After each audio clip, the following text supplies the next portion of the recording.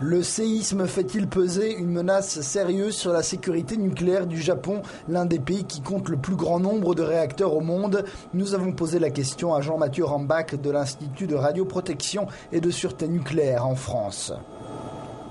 Ce qu'on comprend de la situation, c'est que c'est une explosion de type hydrogène qui a pu se concentrer dans la charpente métallique au-dessus du réacteur.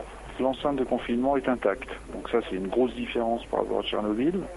Alors dans un niveau de risque, on est à quel niveau d'après vous là? Il y a un risque de, effectivement, fusion du cœur.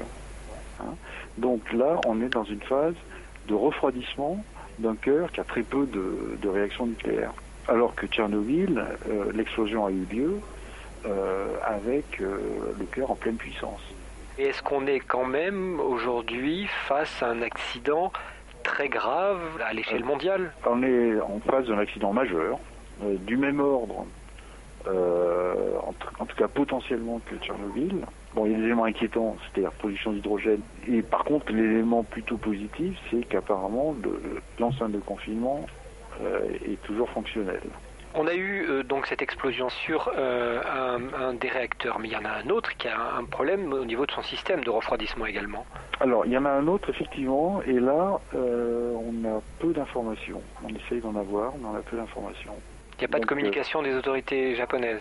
Non, on n'a pas d'informations. Vous en connaissez la raison? Non. Version optimiste, c'est qu'il n'y a pas grand-chose à en dire. Version pessimiste, ils cachent quelque chose, mais je pense pas qu'ils en soient là maintenant. Est-ce que l'arrêt on en est à 4 centrales là, risque d'affecter durablement et profondément la production d'électricité sur l'île?